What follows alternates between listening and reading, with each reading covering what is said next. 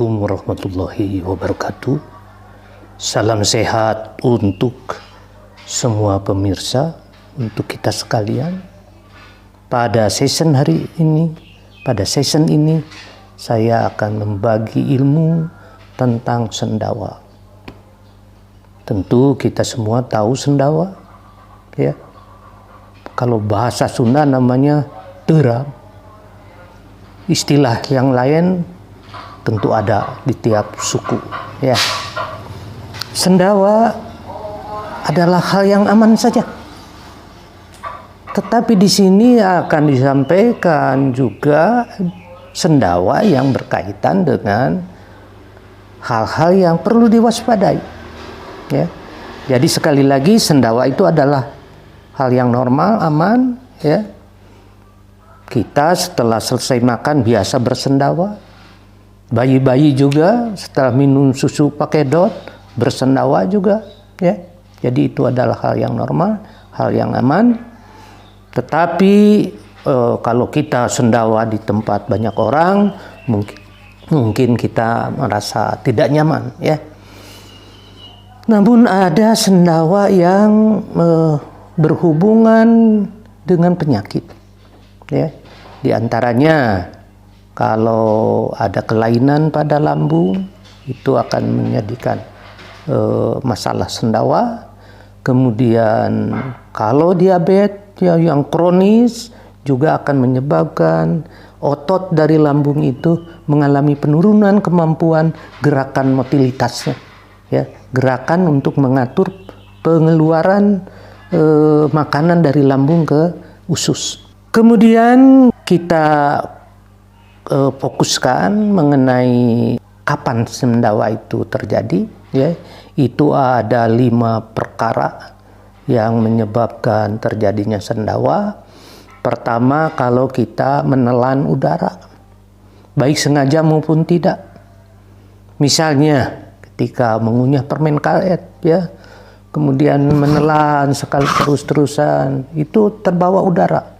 Gelembung-gelembung udara masuk ke dalam saluran cerna ke lambung, ya, kemudian lama-kelamaan berkumpul, keluarlah sendawa. Kemudian makanan dan minuman yang berkarbonas, ya, makanan khusus yang menghasilkan gas, misalnya brokoli, kol, kacang-kacangan, ya, pisang juga kadang-kadang menghasilkan sendawa. Kemudian ada obat-obatan. Obat-obatan tertentu menyebabkan sendawa juga. Contohnya apa? Contohnya obat antidiabetes golongan tipe 2, ya. Antidiabetes tipe 2 kalau dimakan sering menimbulkan sendawa. Kemudian sendawa juga dapat timbul kalau seseorang itu stres, ya. Stres atau cemas, ya, kadang-kadang menyebabkan sendawa. Tapi yang paling gawat adalah gastroparesis. Gastroparesis itu tadi menyebabkan kelainan sistem pergerakan daripada otot lambung, sehingga makanan di lambung udah waktunya keluar masih tetap di dalam, tersimpan lama, maka terjadilah sendawa. Tentang makanan, brokoli, kol, bawang merah, kacang-kacangan, pisang, biji-biji yang utuh, itu makanan sehat sebetulnya. Tapi ya itu kadang-kadang meningkatkan sendawanya. Kemudian ada orang-orang yang tidak tahan, tidak cocok dengan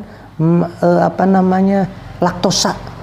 Ya, laktosa dari ini biasanya diterjemahkan sebagai gula susu, ya. Ada orang yang tidak tahan. Kemudian ada juga orang yang tidak tahan dengan fruktosa, ya. Itu juga akan menghasilkan sendawa yang biasa diikuti oleh sendawa. Tentang kelainan lambung, contohnya adalah GERD, ya. Kemudian gastritis, kemudian ulkus, ya, ada bohak, ya. Kemudian gastroparesis, ya. Itu adalah suatu kondisi di mana lambung tidak mekanisme kerjanya, mekanisme geraknya menjadi terbatas. Hal ini terjadi diantaranya karena penyakit diabetes misalnya. Diabetes yang menahun menyebabkan lambung motilitasnya atau geraknya menjadi terganggu. Kemudian tentang sendawa ini, ya, kalau dia karena penyakit lambung, maka berarti harus diobati. Misalnya penyakit GERD ataupun penyakit asam lambung, ya antasida yang penting. Dan obat-obatan sistem lambung lainnya yang sudah kita bahas. Para hadirin sekalian, hal-hal yang perlu dihindari yaitu minuman yang beralkohol, makanan yang menghasilkan gas, kemudian terlalu banyak bicara. Sekian barangkali yang dapat saya sampaikan. Billahi taufiq wal hidayah. Assalamualaikum warahmatullahi wabarakatuh.